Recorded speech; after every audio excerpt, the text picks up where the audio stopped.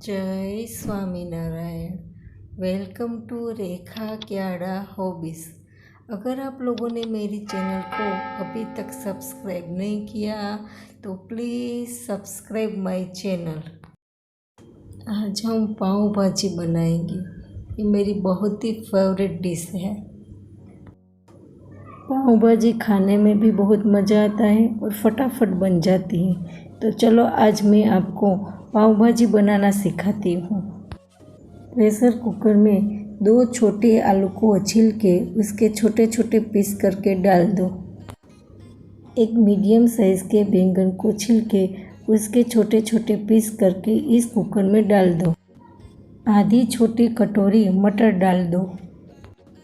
आधी छोटी कटोरी कॉलीफ्लावर को काट के डाल दो। आधा ग्लास पानी डाल दो। पाव भाजी का कलर अच्छा है इसलिए बीटरूट की 3 स्लाइस काट के इस कुकर में डाल दो। उसके बाद उसका ढक्कन बंद कर दो। मीडियम फ्लेम पे इस कुकर को 20 से 25 मिनट रख के थोड़ा ठंडा होने दीजिए। उसके बाद उसका ढक्कन खोल लीजिए।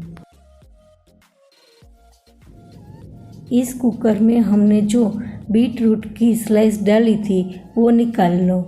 उसके बाद उसको ग्रेटेड की मदद से ग्रेट कर लो। देखो, बीटरूट डालने से एकदम लाल चटक कलर आ गया है।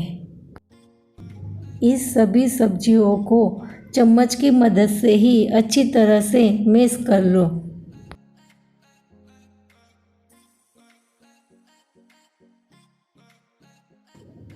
तड़के के लिए एक पैन लीजिए और उसमें थोड़ा सा बटर डालिए।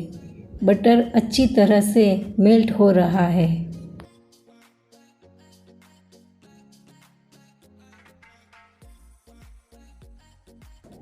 बटर मेल्ट हो जाए उसके बाद उसमें टोमेटो की प्यूरी डाल दीजिए।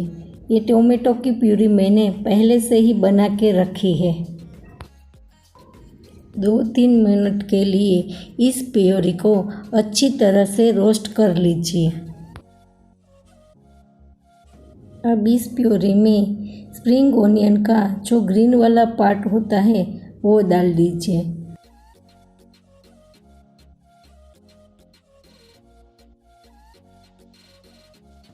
स्वाद के अनुसार नमक डाल दीजिए। 1 चम्मच तीखी लाल मिर्ची का पाउडर डाल दीजिए।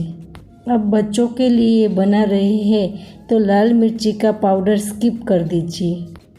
आधी छोटी चम्मच पाव भाजी का मसाला डाल दीजिए। अगर पाव भाजी का मसाला नहीं है तो गरम मसाला डाल दीजिए। आधी छोटी चम्मच हल्दी पाउडर डाल दीजिए। अब इन सभी मसालों को चम्मच की मदद से अच्छी तरह से मिक्स कर लो। अब इस ग्रेवी को चारों ओर राउंड शेप में फैला दो और बीच में जगह कर लो। इस बीच वाली जगह पे थोड़ा सा बटर डाल दो।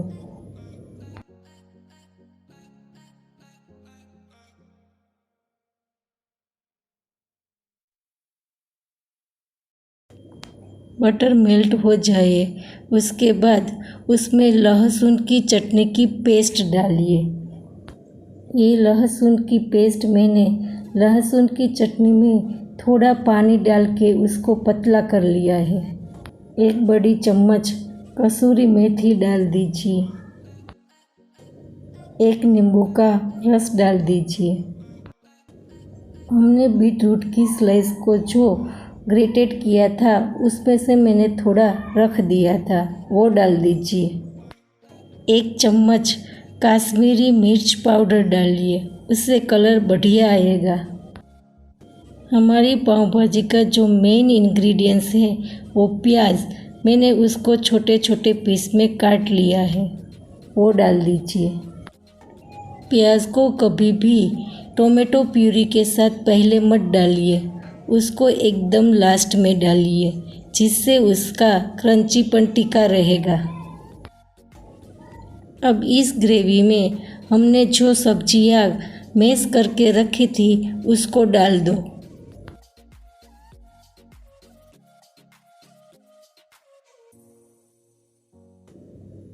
इन सभी चीज़ों को अच्छी तरह से मिक्स कर लीजिए। अब फिर से थोड़ा सा बटर डालिए। पाव भाजी में जितना ज़्यादा बटर डालेंगे उसका टेस्ट उतना ही अच्छा आएगा। 10 से 12 मिनट तक इन सभी सब्जियों को अच्छी तरह से पका लीजिए। पाव भाजी का कलर मुझे एकदम लाल चटक चाहिए, इसलिए मैंने फिर से आधी चम्मच काश्मीरी मिर्च पाउडर डाला है। उसको सभी सब्जियों में अच्छी तरह से मिक्स कर लो। अब हमारी ये भाजी रेडी हो गई है। उसको ढक के एक साइड रख देते हैं। अब हम ब्रेड को सेकते हैं। एक तवे पे थोड़ा सा बटर लीजिए, उसको मेल्ट होने दीजिए और गैस को बंद कर दीजिए। उसके बाद उसमें थोड़ा सा गरम मसाला डालिए, थोड़ी सी लाल मिर्ची का पाउडर डालिए और थोड़ी सी कोरिएंडर डाल दीजिए। आधी छोटी चम्मच ऑयल डाल दीजिए।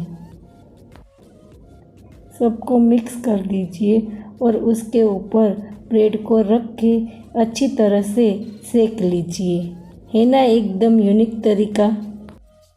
हमने जो भाजी को ढक के रख दिया था, अब एक डिश में भाजी को सर्व कर लीजिए।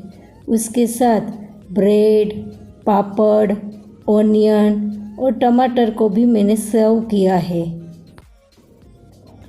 अब भाजी पे और थोड़ा सा बटर डाल दो।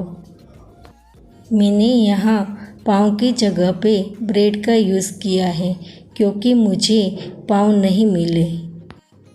इस भाजी को धनिया, लहसुन की चटनी और नींबू की स्लाइस से गार्निश कर लो। ऑनियन और टोमेटो की स्लाइस पे भी थोड़ी थोड़ी धनिया को स्प्रिंकल कर दीजिए।